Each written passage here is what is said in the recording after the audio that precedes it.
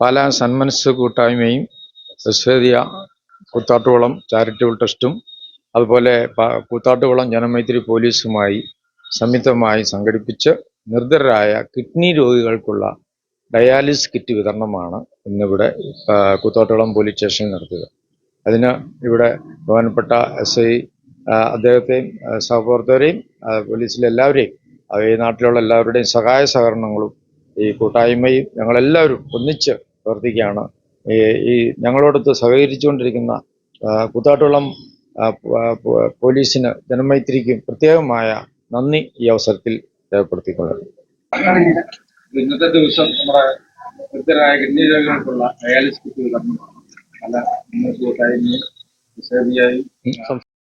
Bethsaida charitable trust, Koothattukulam Janamaithri police എന്നിവരെ ചേർന്ന് നടത്തുന്ന നിർധനരായിട്ടുള്ള കിഡ്നി രോഗികൾക്കുള്ള ഡയാലിസിസ് കിറ്റിൻ്റെ വിതരണമാണ് ഇപ്പോൾ നടന്നത്. ഇപ്പോൾ നിലവിൽ ഇതിനോടകം തന്നെ നിരവധി നിർധനരായ രോഗികൾക്ക് നമ്മൾ സഹായം എത്തിച്ചിട്ടുണ്ട്.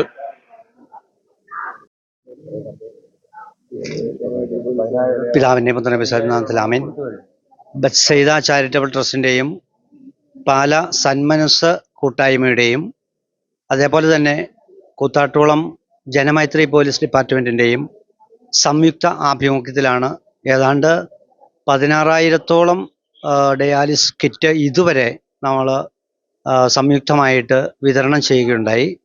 ഇനിയും തുടർന്നുള്ള മേഖലകളിൽ വളരെ അനുഗ്രഹപ്രദമായിട്ട് പോലീസ് ഡിപ്പാർട്ട്മെൻറ്റും സംഘടനകളും എല്ലാം ഒരുമിച്ച് ചേർന്ന് മുന്നോട്ട് പോകുവാനായിട്ടാണ് ആഗ്രഹിക്കുന്നത്.